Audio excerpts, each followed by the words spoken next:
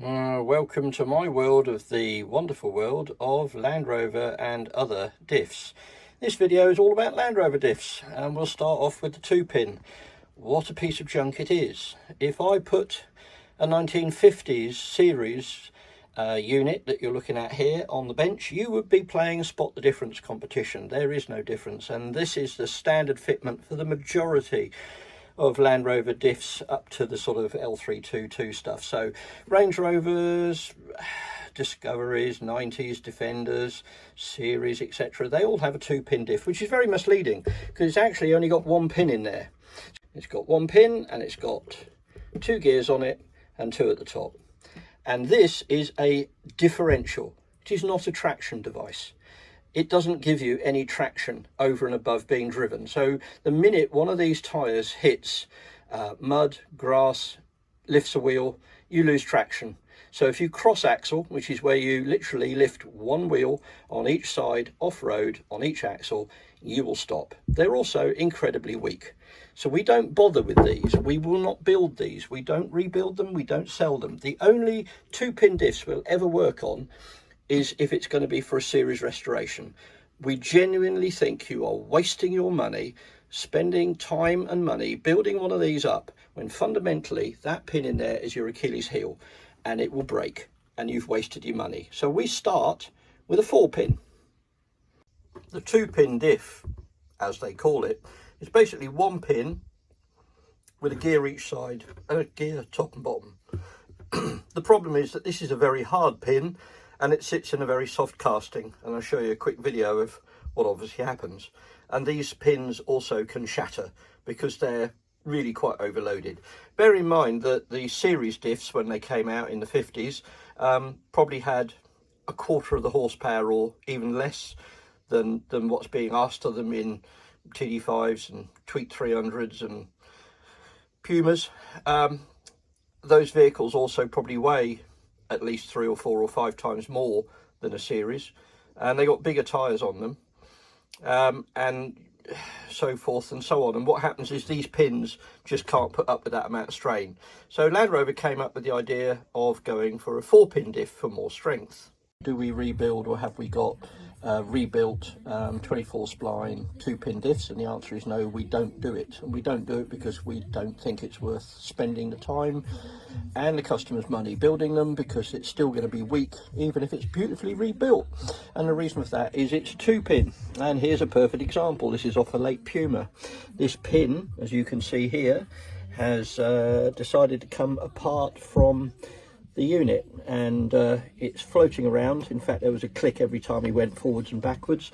And if you look at the actual shaft, it's got some nasty goo on it, and if you look at the pinion at the back here, if I can get the damn thing to focus, where that pin's been clouting it, it's made some lovely great wounds on the back of the pinion there at the bottom on those 2 gear sets. So that broken pin has basically destroyed this diff.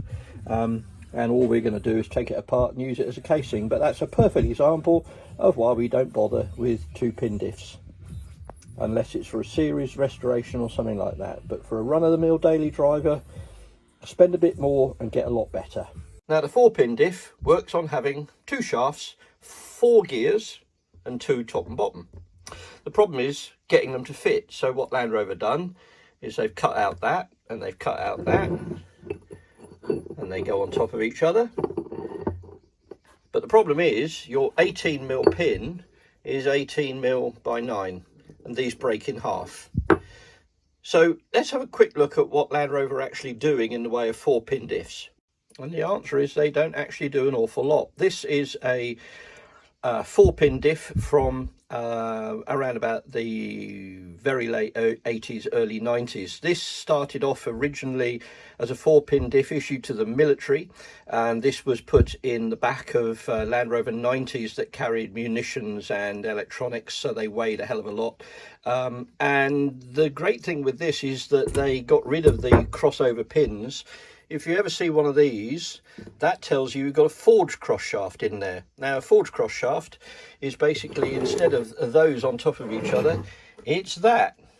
These are incredibly strong. These are the ones that we make. But in there is Land Rover's own forged cross shafts, still available. John Craddock sell them. They're about £400. Immensely strong, and this was military issued. It came across into civilian life when the V890 was launched, because it basically blew the rear diff to smithereens. So you won't find many of these. They're quite rare, but if you can find one, and if they're in good condition, they are a great little diff, because with the forged cross shaft in there, it's not something you've got to buy as an upgrade to get rid of that. And that's pretty much what Land Rover have done with 4-pin diffs, other than the jolly old 110 short nose, late TD5 1995 on Salisbury replacement axle. They came up with a bigger version of this, which looks like this. This is the diff that would go into a short nose 4-pin. Now the short nose 4-pins basically were only on 4.6 Range Rover rear axles. I think they were available as a heavy duty option in P38 fronts, and they are fitted to Land Rover 110s. Bear in mind that's a 3.5 ton towing machine, and they're daft enough to cut costs and put these stupid things inside. We see loads of these that are blown up, and the really good news is our forged cross shaft will go in there and beef it up. And that's pretty much what you're going to get from Land Rover. We're now looking at this little unit. This is an Ashcroft Transmissions 4-pin unit. Again, it has these shafts inside, and again we can fit that inside. And in fact, if you see the little dent there, this has been fitted with it. Now this is now a really strong 4-pin. If you get rid of the crossover shafts and put a one-piece forged cross shaft, that is a very strong unit. However, these bolts have a tendency to work their way loose, so we do a little upgrade called tab lock. This is where we machine out these ovals, we put the bolt in there, and then we put this tab which we lock into there with another bolt, and that holds it all together. Now this is more the preserve of hardcore racers or people that tow extremely hard, but this would make an extremely strong 4-pin diff, all brand new. And there's one fitted which isn't tab locked. So that's the Ashcroft transmission unit. If you would like to understand how the tab locking system works, there is a little video on it. I suggest you go on to the web shop and go and have a little look, but it is going a little bit away from discussing the different 4-pin units you can go for. Basically, if you go for any of these, in whatever grade of upgrade you go for, you stand a fighting chance. Our advice is that, other than we don't want you to waste your money buying a 2-pin diff, because we won't build it, we won't rebuild it, we won't do anything with a 2-pin diff unless it's a series restoration, is you consider spending a little bit more money and investing in something that's actually going to be fit for purpose. Anyway, enough of the lecture, let's have a little look. And hello, this looks familiar. Yep, this is another cam unit. This time this is a cam 4-pin unit. Bonkers strong. Absolutely bonkers strong, massively over engineered. This one is brand spanking new. A lot of old stock we bought in. We bought in a lot of these 4-pins, and we bought in a lot of LSDs. These are probably the strongest 4-pin you can have. Comes with a forged cross shaft as standard, but they're not cheap, but they're bloody strong. And that is basically your 4-pin. But none of these are traction in any way at all. These are purely differentials to let you go around a corner.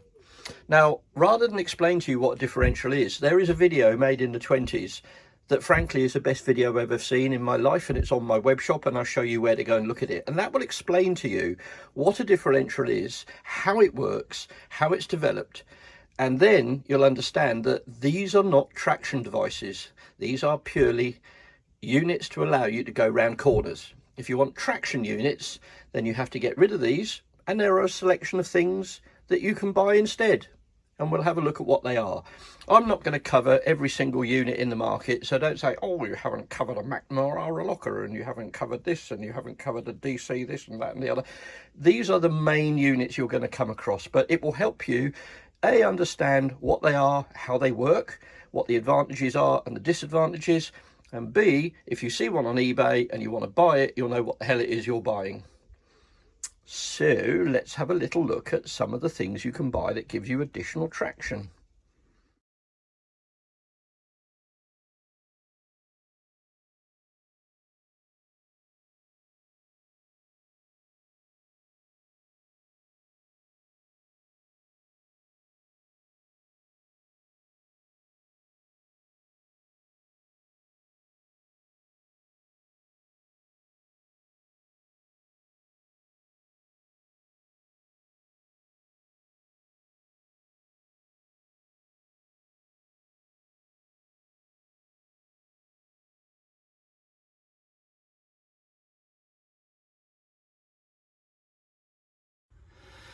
The first and most likely traction enhancing centre you're going to come across will either be an ATB or an LSD. They are actually the same but different, if that makes sense. An ATB works by having gears, and I'll show you the inside of one in a minute, and an LSD works by having plates internally, and I'll show you one of those in a minute.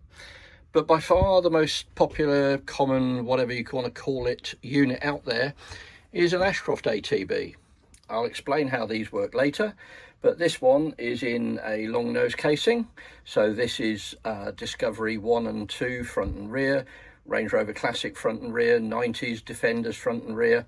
That one is a slightly bigger version, and that goes in the back rear axle only, and it is physically bigger than that one. And that is probably the most common one, about £335 plus VAT. So they're extremely good value. In fact, if you compare this with the 4-pin that you were looking at a minute ago, the 4 pins, if you upgrade it with the one-piece forged cross shaft, actually ends up slightly more expensive than one of these. So it's not a decision to do with your wallet, it's a decision that you need to choose about what you're going to do with your vehicle. If you want extra traction, you go for an ATB. If you don't, you go for a 4-pin. ATBs are very much misunderstood and dismissed by people as something they don't really understand and how good they are. They are really good, and I'll explain why. If you get into a car and you put one tyre on the grass, and you put one tyre on the tarmac and you drop the clutch, the one on the grass will spin, the one on the tarmac does nothing. With an ATB, without going into it too complicated, what happens is the internal system of springs and gears works out that one wheel is spinning like billy-o and the other one's stationary, and shunts some of the spinning power down to the stationary, and away you go. It always tries to equalise what both wheels are doing, but still allows differential action as you go around corners. If you put one in the rear, you'll be amazed how different it feels. It will feel like you've got super glue on the tyres as you go around corners. It's more stable. In bad weather, it's more stable. But the front will feel very skittish because you'll have an open diff in the front. If you put an ATB front and rear, it will turn your Land Rover into a little bit of a go-kart. It will go where you point it. And in bad weather, muddy conditions, off-road, etc., they really are quite stunning. And it doesn't really matter what unit you've got, they all do it slightly differently. So number one is an Ashcroft ATB. I've got one of these on the workbench. I'm going to open it up and you can see inside, and you'll see why, if anything gets in there, it will blow up. And that's why we'd also recommend, if you've got one of these, even now, buy some of our super magnetic plugs, because if you've got a bit of swarf wandering around in your axle casing, which, if you think about it, when it's all moving along, is like a giant dishwasher, you don't want bits going in these. So buy one of our super magnetic plugs. But that's an ATB. That's the first of the enhanced traction type centres you can put in your Land Rover. Let's open one up. If you open up an ATB, you'll notice there are no shafts inside. There are 7 gears on each side. There's 6 of these, one of those, and then there's some special little collets, springs and all sorts that make this work. I'm not going to explain to you how it works. I'm going to show you how it works so you understand it. So that is basically an ATB. The next one you'll come across in the off-road world of traction ATBs is this one. This is a True Track. Now, true tracks are a little bit different to the Ashcroft ATB. They have a different number of gears, but let's not get too technical about it. The main difference between a true track and an Ashcroft ATB is they are available in 10 spline and 24 spline and front and rear combinations. Now, it's really quite simple. The rear has more grip, more clamping, more traction than the fronts. And the fronts have a little bit less, so it's a little bit kinder to your arms. Unless you want to grow your biceps, never fit a true track rear into the front because it will make the steering really heavy. So a true track rear is slightly harder on the traction and clamping than an Ashcroft front or rear, and a true track front is a little bit softer on the clamping than an Ashcroft. So if you want real good grip, maybe you fit a true track in the rear and a front true track in the front, or what a lot of people do is they fit an Ashcroft ATB in the back and a true track in the front, being a little bit softer.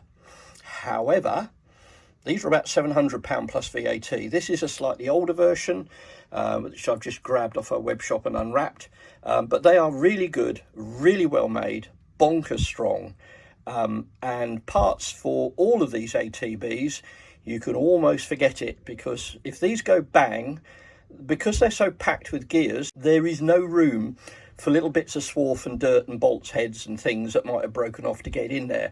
You get anything inside one of these and it will explode, and there's a big pile of shrapnel. So bear that in mind. And with all things Land Rover diffs, we're going to talk about oil and oil changes later on. So that's number 2, true track, front, rear, 10 spline, 24 spline. More expensive than an Ashcroft ATB, lovely bit of kit, a lot rarer because they're twice the money. The next unit up, and what you're looking at here, is just a centre, because I haven't got one fully built up because we sell them nearly as fast as we build them.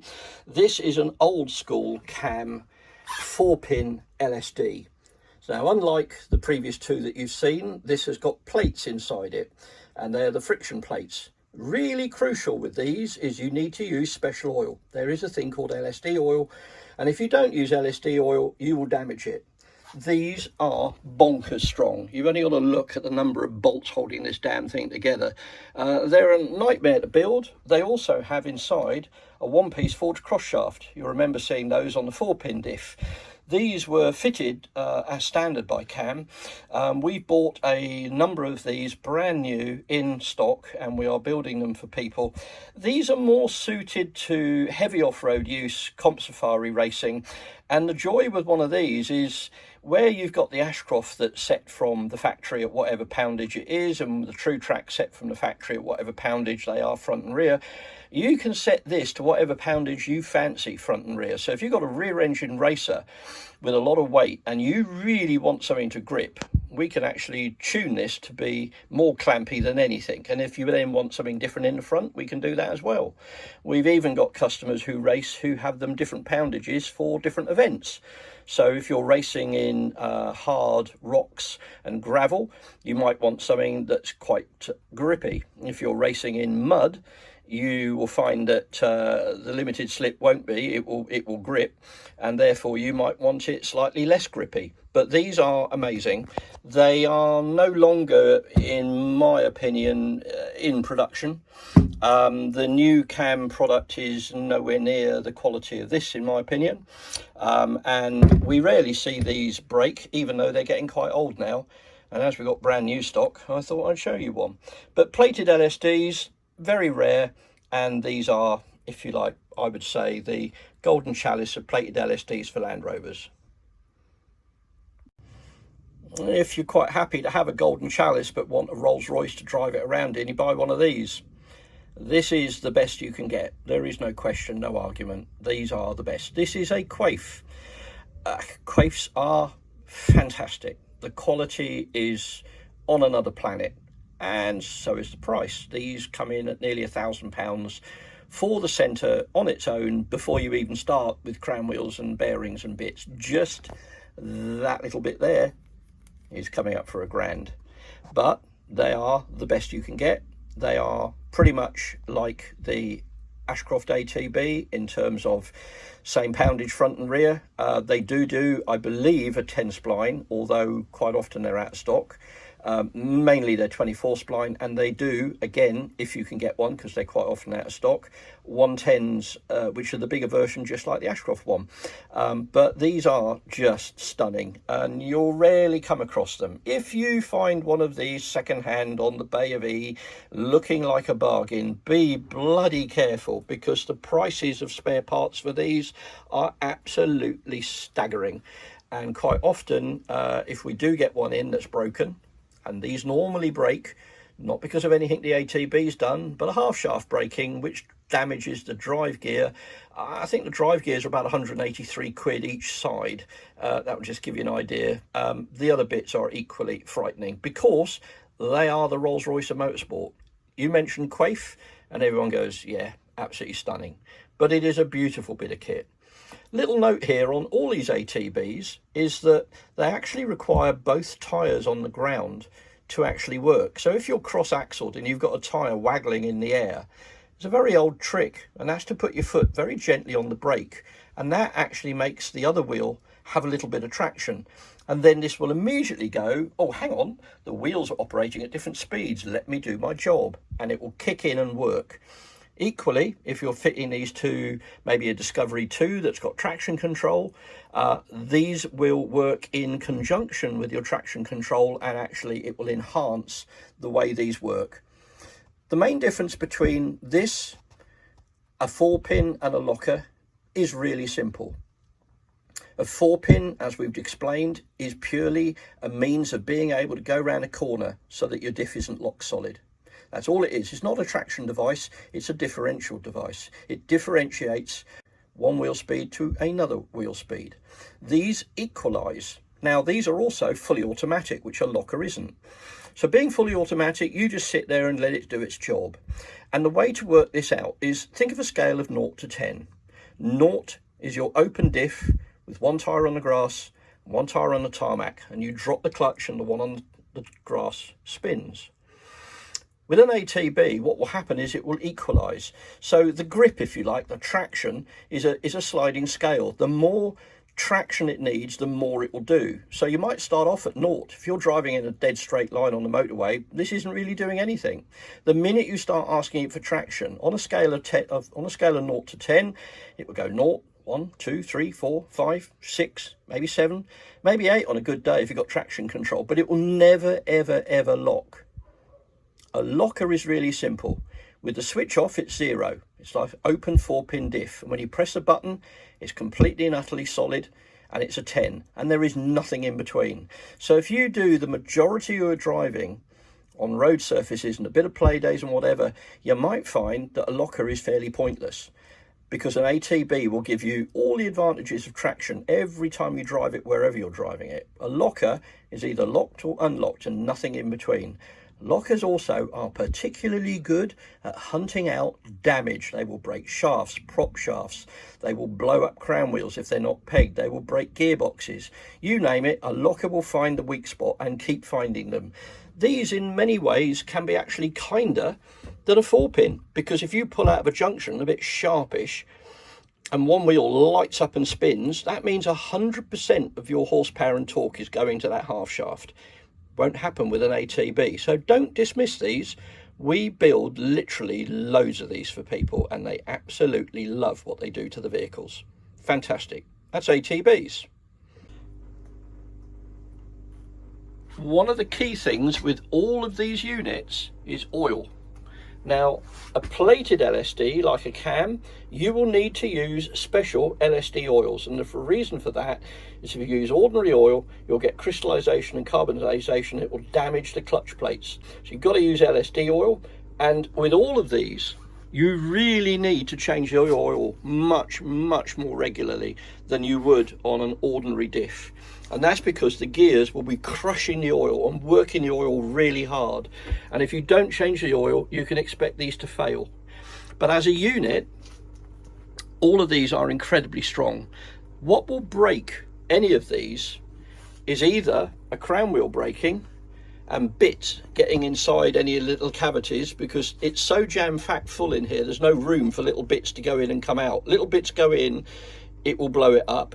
And the other classic for breaking an AT, a plated LSD or a cam LSD, is your half shaft breaking and firing the broken bit inside, because in there is a very complicated system of spring packs and it will wreck those. And quaifs are ridiculously expensive to rebuild.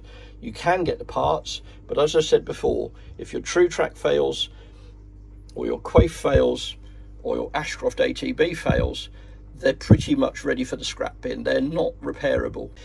These, if they blow up, you can rebuild them. It's whether or not we've got all the parts and how much damage you do.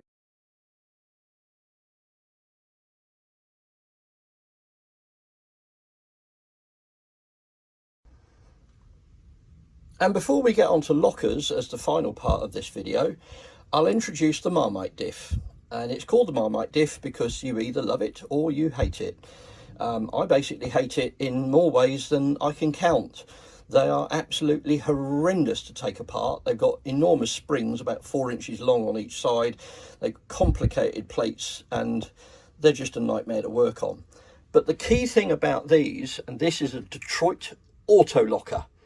That is not the same as a True Track. This is an auto locker. And this is going to take your brain a little bit to process.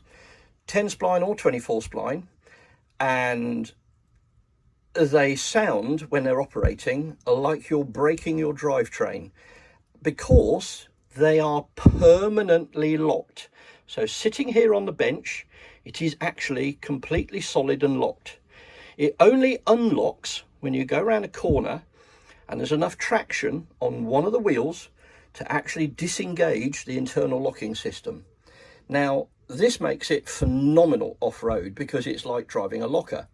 But if you're driving off-road in sand or heavy mud, it ain't gonna unlock. So you will go everywhere almost like you've got a welded solid diff in the back. No differential at all. It only unlocks when it finds traction, and it will bang and crash and make horrible noises, and people will say, well, you're broken, mate. But if you want traction and you want it cheap, these are phenomenal. But if you are driving around and you've got one of these and it won't unlock, you will find a turning circle of a small battleship. But they are very, very strong. And again, if anything goes wrong with this, Detroit's support in terms of spares is just horrendous. But equally, when I open these up for people, it's the same Brits that break every time. And basically, because of the way they work, when they let go, boy do they let go, and it's straight to the skip. So that is the wonderful world of the Marmite diff, Detroit auto locker. Only ever fit it in the rear. If you put one of these in the front, you will have no steering and you will probably kill yourself or someone else. It's rear axle only. That's the Detroit auto locker. I had to put it in here because the video wouldn't be complete without it, but I hate them. And on the road, these can be a bit of a handful. If you're driving on tarmac, it's fine. If you're driving on wet tarmac, you might find the back end's a little bit tail happy. I'm not doing a good job in actually selling this units on the website, am I? But never mind. Some people absolutely love them. And off-road, they do come into their own. I've even seen them used in competition. You just have to learn how to drive with them and understand the way they work. Detroit auto locker. So now, we'll look at lockers.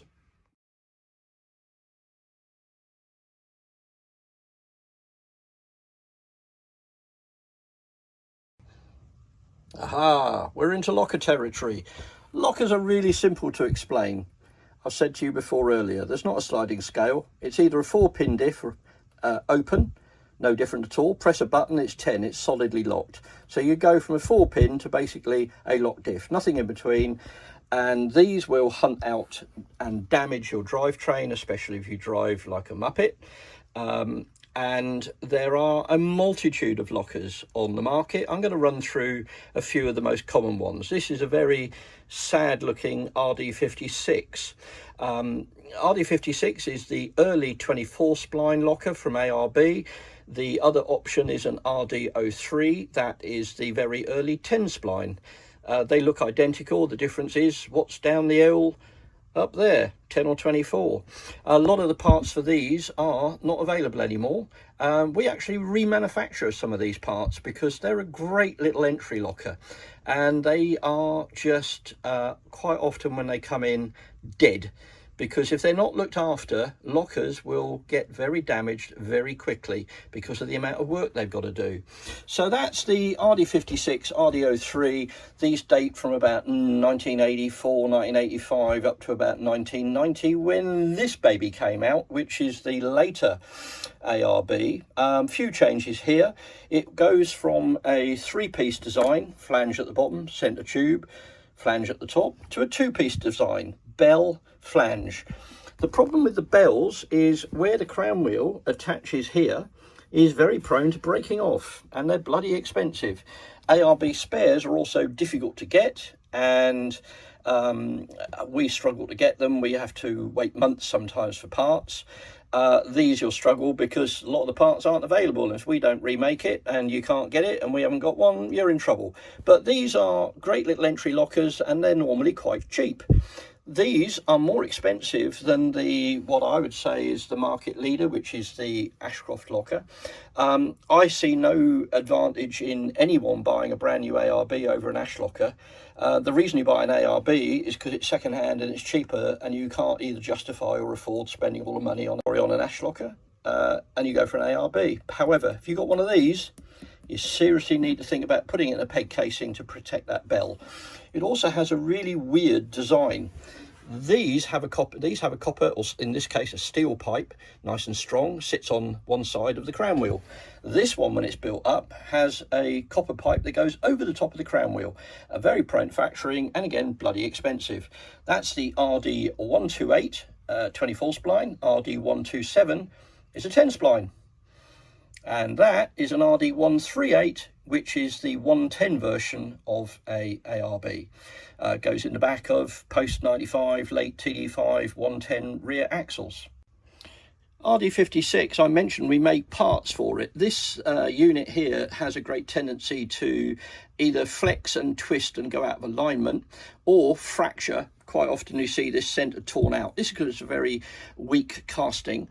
We make that, which is a direct replacement made out of EN34T bonkers strong steel, and we also make the end flange there where the bearing sits, because those are, I think, no longer available, and that's also made out of EN34T. So this diff, which I've yet to build and put on the web shop, has basically got our flanges top and bottom, which make it phenomenally strong, and it will all be rebuilt and made beautiful. However, if you want the best, and nobody starts screaming e-lockers, most of the e-lockers are Chinese, and I think they're rebranded with whoever is selling them. You can't get spares. They're made out of cottage cheese. They're way expensive. If you want one, just go on Alibaba or AliExpress and buy one if you're stupid enough. But don't expect it to last, and don't expect me to repair it. We won't do any work on them at all, even when they're brand new.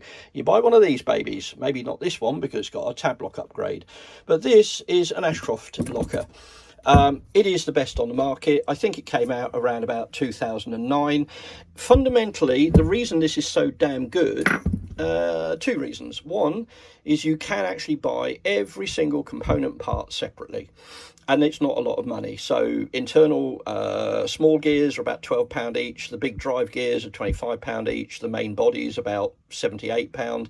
The end flange is about £50, and so forth. So even if you damage one and you have to be going some, you can rebuild these. If you've got an ARB, you cannot buy a single gear for one of these. It's a set of 6 at something like £350, £400, so it becomes scrap. These you can buy every single part separately, and we spend a lot of time rebuilding these for people. But the other main benefit of these is over the ARB. So the main difference between an Ashcroft locker and the ARBs is on here, this is where the little air hole is. So on top of here sits a air ring. Copper pipe comes out from the air ring, goes over the top of the crown wheel, out through the casing, connects to your hose that goes to the compressor, and the air goes in there and locks the system. Same with the RD138, there's the little air line there. Now the problem is, if you're driving down a road and this diff is obviously rotating, The little O-rings that sit on here are actually rubbing. And eventually what happens is they wear two little grooves in here and then they'll start leaking air.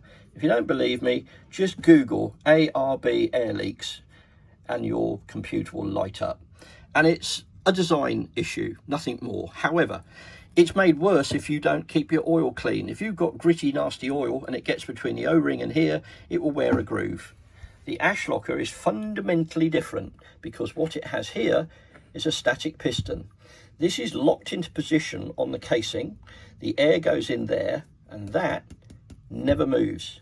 This bit does, that bit doesn't. That stays put. So you could basically, hypothetically, do 100,000 miles and all this rotating and everything, and then the first time you come to press the button, everything in there is brand spanking new. Also, the O-rings are that big and that big. They're huge. Two enormous O-rings in there and a nice bronze piston. These rarely fail. These fail due to driver abuse and lack of maintenance, pure and simple, and half shafts breaking. If you fit a locker, you've got to fit heavy duty shafts. The things that will kill a locker we'll talk about in a video I'm going to do about all about lockers and what you can do to make them last a bit longer. But if you want the best that's out there, buy one of these. If you can't afford one, then you buy one of these. Lockers are all really the same, 0 or 10 and nothing in between. But they will hunt out your weak spots on your vehicle. I hope you found this video interesting. Any questions, let me know. Bye for now.